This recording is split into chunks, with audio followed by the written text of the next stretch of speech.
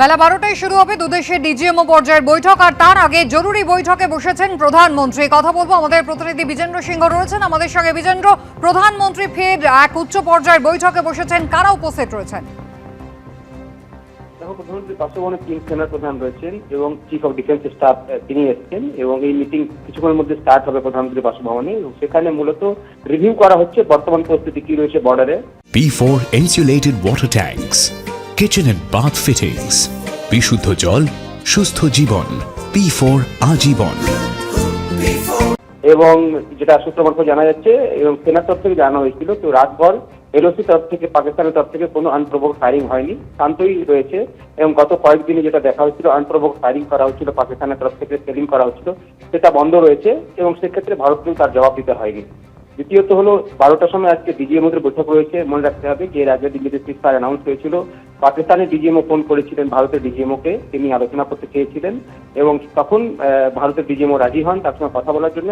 তারা প্রস্তাব দেন যে সিজফায়ার করার জন্য, সেটা 5টা থেকে সেদিন স্টার্ট হয়েছিল, কিন্তু পরে আবার সিজফায়ার ভায়োলেট করেছিল পাকিস্তান সন্ধ্যাবেলা 2 ঘন্টার মধ্যেই। তবে ফ্রি হ্যান্ড দেওয়া হয়েছে আর্মিকে এবং সেনাবাহিনীকে, তারা যা অ্যাপ্রোপ্রিয়েট স্টেপ সেটা নেবেন।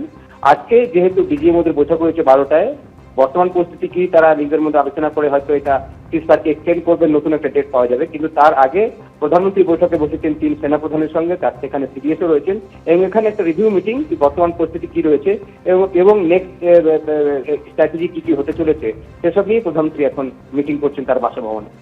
বিজেন্দ্র, ধন্যবাদ। প্রশমিতা। ভারত পাক সংঘর্ষ বিরতি শুরু হওয়ার পর আজ প্রথম দুদেশের ডিজিএমও স্তরের বৈঠক। সংঘর্ষ বিরতি শুরু হওয়ার পর পরিস্থিতি খতিয়ে দেখতে এই বৈঠক। বেলা 12টায় দুদেশের মধ্যে বৈঠক হওয়ার কথা। বৈঠকে ভারতের পক্ষে থাকবেন ডিজিএমও রাজীব ঘাই, পাকিস্তানের পক্ষে থাকবেন পাক ডিজিএমও কাসেফ আব্দুল্লাহ। সন্ত্রাসবাদের বিরুদ্ধে লড়াই জারি থাকবে। বৈঠকের আগে নিজের অবস্থান স্পষ্ট করেছে ভারত। ভবিষ্যতে ভারত পাক আলোচনা হবে পিওকে ফেরত পাওয়া নিয়ে, গতকাল এমনটাই জানিয়েছে Bharat.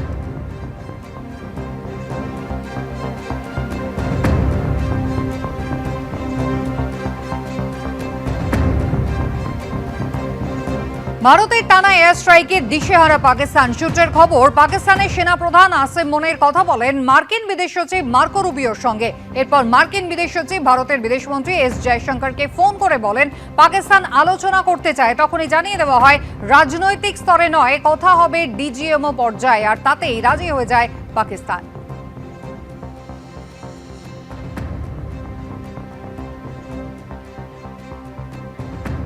My communication with the Pak DGMO was conducted at 15:35 hours yesterday and resulted in cessation of cross-border firing and air intrusions. We also decided to further speak on the 12th of May. However, disappointingly, it took only a couple of hours for the Pakistan Army to violate these arrangements by cross-border and across the line of control firing, followed by drone intrusions.